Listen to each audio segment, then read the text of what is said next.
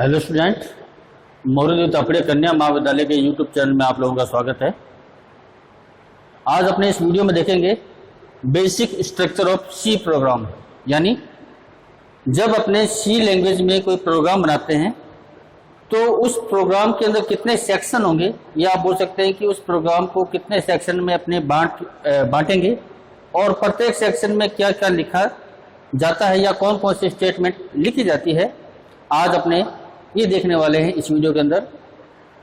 अपने इसके basic structure को देखेंगे कि कौन सा स्ट्रक्चर प्रोग्राम का प्रोग्राम के स्ट्रक्चर में कौन कौन से भाग होंगे आपके, और कौन कौन से भाग में आप क्या क्या स्टेटमेंट लिखेंगे, और कौन सा भाग आपका या जो प्रोग्राम स्ट्रक्चर का कौन सा भाग आपका क्या कंपल्सरी है, यानी मैंडेटरी है, वो आपको लिखना जरूरी होता है, और कुछ आपके जो भाग होंगे या कुछ सेक्शन होंगे वो आपके क्या होंगे, ऑप्शनल होंगे। आप उसको लिखना चाहो या नहीं लिखो वो प्रोग्राम पे डिपेंड करता है। कि मान लीजिए कोई छोटा प्रोग्राम है तो हो सकता है कि बाकी सारे सेक्शन आपके यूज नहीं आए, कुछ सेक्शन आपके यूज आए। अगर मान लीजिए कोई प्रोग्राम बड़ा है, हो सकता है कि आपके सभी सेक्शन आपके यूज में आए। वो आपके प्रोग्राम की कंडीशन पे डिपेंड करता है कि प्रोग्राम किस प्रकार का है, और प्रोग्राम के आधार पे आप सेक्शन को यूज में लेते हैं। कई बार क्या होता है कि प्रोग्राम बहुत छोटा होता है तो आप सारे सेक्शन यूज नहीं ले पाएंगे, और कुछ सेक्शन में आप इसको यूज करना होता है, और कौन सा सेक्शन आपका मैंडेटरी होगा आज अपने इसे देखने वाले हैं। तो शुरू करते हैं। सबसे पहले अपना जो सेक्शन है प्रोग्राम, जब सी लैंग्वेज के अंदर आप जो प्रोग्राम बनाते हैं तो सबसे पहला जो सेक्शन आता है वो आता है आपका डॉक्यूमेंटेशन सेक्शन। कौन सा है? Documentation section. इस सेक्शन में क्या होता है, यह सेक्शन प्रोग्राम में यह बताता है कि आप प्रोग्राम के बारे में अगर कोई जानकारी देना चाहते हैं, आप बताना चाहते हैं कि प्रोग्राम किसके बारे में बना है, या प्रोग्राम किस चीज़ का बना है, या आप अपने प्रोग्राम की विशेषता को बताना चाहते हैं, या आप प्रोग्राम बदल कोई फंक्शन यूज में ले रहे हैं तो उस फंक्शन के बारे में बताना चाहते हैं कि ये फंक्शन किस लिए यूज में लिया गया है। यानी आप अपने प्रोग्राम के ऑथर से संबंधित कोई भी डिस्क्रिप्शन आप देना चाहते हैं या कोई भी आप कमेंट देना चाहते हैं तो वो इस सेक्शन में लिखा जाता है। इस सेक्शन में आपको टेक्स्ट को लिखने के लिए आपको किसका प्रयोग करना पड़ेगा? आपको कमेंट का प्रयोग करना पड़ेगा। किसका प्रयोग होगा? आपका कमेंट का। कमेंट सी भाषा का या प्रोग्राम का वह भाग होता है, या वह तरीका होता है जिसमें लिखा गया टेक्स्ट कंपाइलर क्या होता है, कभी भी पढ़ता नहीं है। यानी कमेंट के अंदर आपने कुछ टेक्स्ट को लिखा है, वो टेक्स्ट को कंपाइलर कभी नहीं पढ़ेगा, यानी उसमें किसी प्रकार की कोई एरर आपको नहीं देगा। वो केवल आपके क्या है, एडिट विंडो में दिखाई देती है, रनिंग विंडो में या आपके जो प्रोग्राम कंपाइल होता है उस विंडो में वो आपके शो नहीं होती है। तो कमेंट को लिखने का सी लैंग्वेज में दो तरीके हैं। पहला है आपका सिंगल लाइन कमेंट।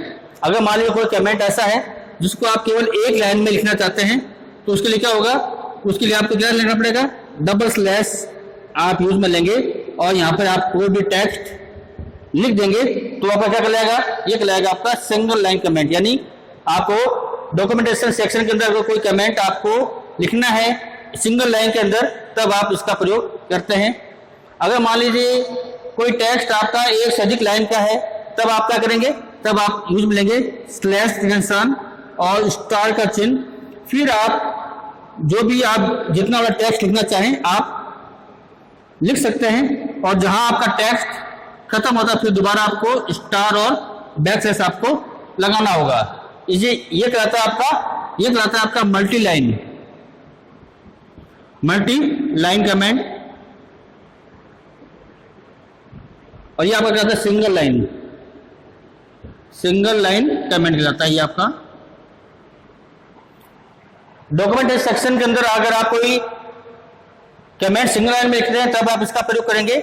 अगर आपका जो टेक्स्ट या स्टेटमेंट एक से अधिक लाइन का है तब आप मल्टी लाइन कमेंट का प्रयोग करेंगे, तब आप उसको इस प्रकार से कमेंट को लिखेंगे। इस प्रकार के तरीके से के अंदर कोई भी टेक्स्ट लिखा गया है उसको क्या होता है, कंपाइलर कभी भी नहीं पढ़ता है या किसी प्रकार की कोई एरर उसमें नहीं देता है। तो ये कहता है आपका डॉक्यूमेंटेशन सेक्शन, जो आपके प्रोग्राम के क्या है, सबसे टॉप पे आता है। फिर इसके बाद में नेक्स्ट सेक्शन है आपका लिंक सेक्शन। कौन सा सेक्शन है? Link section. इस सेक्शन में क्या होता है कि आपके हेडर फाइल को प्रोग्राम से लिंक किया जाता है, यानी आपकी जो हेडर फाइल है उसको क्या कहते हैं, प्रोग्राम से लिंक किया जाता है, इंक्लूड किया जाता है। ऐसा इसलिए किया जाता है कि अगर आप जो प्रोग्राम के अंदर कोई कीवर्ड, वेरिएबल, आइडेंटिफायर, जो नहीं है, यूजर डिफाइंड फंक्शन आप काम में ले रहे हैं, उन सब की डेफिनेशन क्या है पहले से उस हेडर फाइल में लिखी होती है। कंपाइलर क्या करता है, कंपाइलर किसी भी शब्द के बारे में कोई भी स्टेटमेंट को पढ़ेगा और उसमें जो आया आपका जो फंक्शन है या कोई यूजर डिफाइंड फंक्शन है या कोई कीवर्ड है, उसकी सारी जानकारी कहां से लेगा, वो आपके हेडर फाइल से लेगा। इसलिए क्या करना पड़ता है कि आपको हेडर फाइल आपके प्रोग्राम में इंक्लूड करनी होती है। तो वो किस प्रकार लिखी जाती है, आप देखते हैं इसके लिए हैश इंक्लूड किया आपका कीवर्ड हो जाएगा, और हैश ये आपका क्या कहलाएगा, ये कहलाएगा आपका प्री प्रोसेसर डायरेक्टरी। ये क्या कहलाएगा, आपका प्री प्रोसेसर डायरेक्टरी कहलाएगा। और ये क्या करता है कि आपकी हेडर फाइल को लिंक करता है, और आप हेडर फाइल लिखेंगे जैसे मान लीजिए stdio.h। तो stdio.h क्या है, ये आपकी एक हेडर फाइल है जिसको क्या किया गया है कि प्रोग्राम में लिंक किया गया है, इंक्लूड किया गया है। इंक्लूड करने का काम कौन करेगा, ये आपका ये प्री प्रोसेसर डायरेक्टरी करेगा जिसका नाम है हैश इंक्लूड। जैसे मान लीजिए मैं प्रोग्राम में काम करता हूं प्रिंटफ आपका एक फंक्शन है। आउटपुट फंक्शन क्या करता है कि मैसेज को या किसी वेरिएबल के मान को आउटपुट में दिखाने का काम आता है। तो ये मैंने लिखा प्रिंटफ लिखा, तो प्रिंटफ जैसे ही कंपाइलर इस कीवर्ड पे आएगा या इस शब्द पे आएगा, तो कंपाइलर को पता नहीं है कि ये शब्द क्या करता है। वो क्या करेगा कि इस शब्द के बारे में जानकारी कहां ढूंढेगा, आपकी इस हेडर फाइल में सर्च करेगा कि प्रिंटफ क्या काम करता है। जो डेफिनेशन इसके बारे में लिखी है इस हेडर फाइल में, वो काम क्या करता है, फिर कंपाइलर आपका कर देता है। या कोई भी आप जो फंक्शन यूज लेते हैं, जैसे आपके यूजर डिफाइंड फंक्शन है, जैसे मान लीजिए गेट फंक्शन है आपका, एक यूजर डिफाइंड फंक्शन है। अब ये फंक्शन क्या काम करेगा, ये कंपाइलर को पता नहीं है। ये क्या करेगा, इस फंक्शन के बारे में जानकारी कहां मिलेगी आपको, stdio.h हेडर फाइल में मिलेगी। तो वो क्या करेगा, इस फंक्शन के बारे में कहां से जानकारी लेगा, आपकी इस हेडर फाइल पे जाएगा और ढूंढेगा कि ये फंक्शन क्या काम करता है। वो काम फिर आपका कंपाइलर कर देगा। इसलिए क्या करना होता है कि आपके हेडर फाइल को प्रोग्राम के साथ में इंक्लूड करना होता है, लिंक करना होता है प्रोग्राम के अंदर बनाने के लिए। तो आपके लिंक सेक्शन में आपको क्या करना होता है कि आपके हेडर फाइल आपको लिंक करनी होगी। जैसे मान लीजिए अगर आपको मैथ फंक्शन काम में लेने हैं, अगर आपको आपके प्रोग्राम में कोई मैथ फंक्शन काम में लेने हैं, तो आपको hash include math.h header file काम में लेनी होगी। अगर मान लीजिए कोई स्ट्रिंग संबंधी फंक्शन आपको काम में लेने हैं, जैसे strlen, strcat जो आपके आगे आएंगे, आपको स्ट्रिंग संबंधी क्या नाम है फंक्शन काम में लेने हैं, तो आपको यहाँ पर hash include string.h header file आपको काम में लेनी पड़ेगी। यानी आप अपने प्रोग्राम के आधार पे अपनी हेडर फाइल को इंक्लूड करा सकते हैं, लिंक करा सकते हैं, और वो कहाँ होगा, आपका इस प्रोग्राम के लिंक सेक्शन में होगा, जो आपके डॉक्यूमेंट सेक्शन के जस्ट बाद में आएगा। अब ये जो लिंक सेक्शन है ये आपके प्रोग्राम के अंदर मैंडेटरी है, यानी आपकी कंपल्सरी है। आप कैसा भी छोटे छोटा प्रोग्राम बनाए, चाहे भले आप अपना नाम प्रिंट करने का प्रोग्राम बनाते हैं, तब भी आपको इस लिंक सेक्शन का प्रयोग तो आपको करना ही होगा, क्योंकि आपकी हेडर फाइल को आपके प्रोग्राम में इंक्लूड कराना आवश्यक होता है। तो ये आपका क्या है, ये सेक्शन कैसा है, ये आपका कंपल्सरी सेक्शन है, इसको आपको प्रोग्राम में लिखना ही होगा। फिर इसके बाद में आता है आपका डेफिनेशन सेक्शन। डेफिनेशन सेक्शन में आप क्या करते हैं कि डेफिनेशन सेक्शन के अंदर आप उन कांस्टेंट को डिफाइन करते हैं और डिक्लेयर करते हैं जो आप प्रोग्राम के अंदर काम में लेना चाहते हैं। कांस्टेंट क्या होता है, कांस्टेंट सी लैंग्वेज का एक ऐसा वेरिएबल है जिसका मान क्या होता है, पूरे प्रोग्राम में स्थिर बना रहता है। यानी आप पूरे प्रोग्राम में कोई भी कैलकुलेशन करते हैं, कोई भी मैथमेटिकल या लॉजिकल क्रियाएं करते हैं, लेकिन जो कांस्टेंट में मान आपने इसमें फिक्स कर रखा है इस सेक्शन के अंदर, इस सेक्शन के द्वारा वो मान हमेशा उस वेरिएबल का बना रहेगा। तो आप कांस्टेंट की वैल्यू को डिफाइन या डिक्लेयर करने के लिए इस डेफिनेशन सेक्शन का प्रयोग करेंगे। जैसे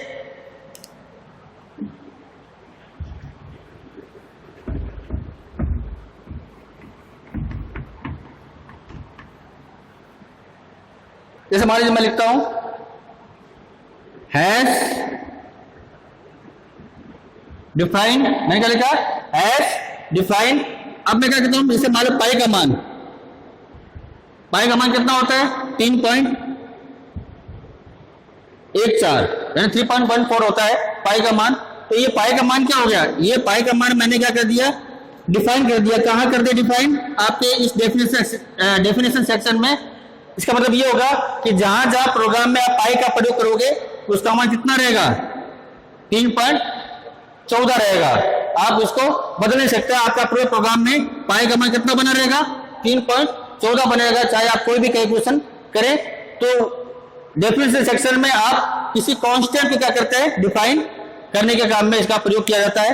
उसको इस प्रकार से लिखा जाता है, हैश डिफाइन कीवर्ड, फिर इस वेरिएबल का नाम या कांस्टेंट का नाम, फिर उसकी वैल्यू। तो आप यहाँ पे इसको दे सकते हैं। फिर इसके बाद में जो सेक्शन आता है उसका नाम है ग्लोबल डिक्लेरेशन सेक्शन। क्या है, ग्लोबल डिक्लेरेशन सेक्शन। इस सेक्शन में क्या होता है कि इस सेक्शन में आप अपने किसी ग्लोबल वेरिएबल को या किसी कोई यूजर डिफाइन फंक्शन को आप डिक्लेयर और डिफाइन कर सकते हैं। अगर इस सेक्शन में कोई वेरिएबल आपने डिक्लेयर या डिफाइन किया है और फंक्शन आपने डिक्लेयर या डिफाइन किया है, तो उसका प्रोग्राम या सॉरी उसका यूज क्या होगा, पूरे प्रोग्राम में कहीं पर भी कर सकता है, यानी मेन फंक्शन में भी, और मेन फंक्शन के अलावा और भी अगर आपने मान लीजिए कोई यूजर डिफाइन फंक्शन बनाया है उसमें भी आप इसका यूज कर सकते हैं। जैसे मान लीजिए मैंने इस सेक्शन में लिख दिया इंट ए, तो इंट ए क्या होगा, अब ये जो ए है यानी मैंने इसको क्या क्या डिफाइन किया है, ग्लोबल डिक्लेरेशन सेक्शन में मैंने इसको डिफाइन किया है। तो इसमें मैंने जब एक वैल्यू क्या होगी, ए की वैल्यू को मैं मेन फंक्शन के अंदर और मेन फंक्शन के अलावा और भी जितने फंक्शन है अगर मान लीजिए प्रोग्राम बने हैं तो उनका यूज मैं इस वेरिएबल का यूज मैं उन फंक्शन और उस क्या नाम है पूरे प्रोग्राम में कहीं पर भी मैं कर सकता हूं। तो ग्लोबल डिक्लेरेशन सेक्शन में क्या होता है कि आप ऐसे फंक्शन को या ऐसे यूजर डिफाइन फंक्शन को या ऐसे वेरिएबल को डिफाइन करते हैं जिसका यूज आप पूरे प्रोग्राम में करना चाहते हैं, तो वो चीज आपको कहां लिखी जाएगी, ग्लोबल डिक्लेरेशन सेक्शन में आप उसको लिखेंगे। फिर इसके बाद में आता है मेन फंक्शन। मेन फंक्शन आपके प्रोग्राम का एक कंपल्सरी सेक्शन है, यानी इस सेक्शन का प्रयोग आपको प्रोग्राम में करना ही होगा। यानी आपके कितने हो गए मेन सेक्शन, कितने हो गए आपके, एक आपका लिंक सेक्शन और आपका मेन फंक्शन। ये तो आपके किसी भी छोटे छोटे प्रोग्राम में इस सेक्शन का प्रयोग तो किया जाएगा। बाकी तो अभी क्या है, बाकी आपके ऑप्शनल है। इसके अलावा बाकी आपको जो जितने भी सेक्शन वो क्या आपके ऑप्शनल है, लेकिन लिंक सेक्शन और आपके मेन फंक्शन ये आपका क्या है, कंपल्सरी सेक्शन है आपके प्रोग्राम का, जिसको आपको प्रोग्राम बनाते समय आप उसका क्या नाम यूज आपको करना पड़ेगा। मेन फंक्शन क्या होता है, मेन फंक्शन प्रोग्राम का मुख्य फंक्शन होता है। उसको इस प्रकार लिखते हैं, यह फंक्शन आपका कहां से शुरू होता है, इस कर्ली ब्रैकेट से शुरू होता है और इस कर्ली ब्रैकेट में क्या होता है आपका बंद होता है। यानी इसकी शुरुआत कहां से होगी आपकी, इस कर्ली ब्रैकेट से शुरू होगी और कर्ली ब्रैकेट से क्या होगा आपका, ये बंद होगा। इसमें भी आप इस मेन फंक्शन को भी आप क्या कर सकते हैं, दो भागे मार सकते हैं। एक आप मार सकते हैं